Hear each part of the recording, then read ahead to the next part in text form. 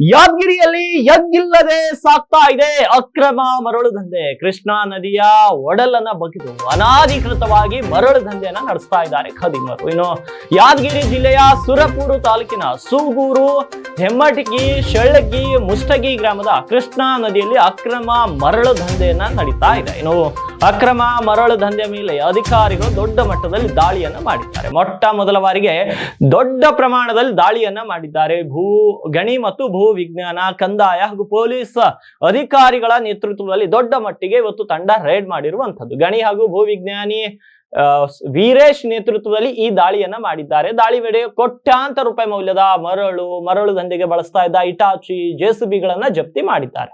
67,000 metric ton ಮರಳನ್ನ ಜಪ್ತಿ ಮಾಡಿದ್ದಾರೆ. 5,69,00,000 ರೂಪಾಯಿ ಮೌಲ್ಯದ ಭಾರಿ ಪ್ರಮಾಣದ ಮರಳನ್ನ ಜಪ್ತಿ ಮಾಡಿದ್ದಾರೆ. 20ಕ್ಕೂ ಹೆಚ್ಚು ಹಿಟಾಚಿಗಳು, ಜೆಸಿಬಿಗಳನ್ನ ಜಪ್ತಿ ಮಾಡಿದ್ದಾರೆ. ಅಧಿಕಾರಿಗಳ ದಾಳಿ ವೇಳೆ ಮರಳು ದಂಧೆಕೋರರು ಎಸ್ಕೇಪ್ ಆಗಿದ್ದಾರೆ. ಸುರಪುರ ಪೊಲೀಸ್ ಠಾಣೆಯಲ್ಲಿ ಒಟ್ಟು 3 ಪ್ರತ್ಯಕ್ಷ ಕೇಸ್ಗಳು ಕೂಡ ದಾಖಲಾಗಿರುವಂತದ್ದು. ಒಟ್ಟು 16 ಜನರ ವಿರುದ್ಧ ಕೇಸನ್ನ ದಾಖಲು ಮಾಡಿದ್ದಾರೆ.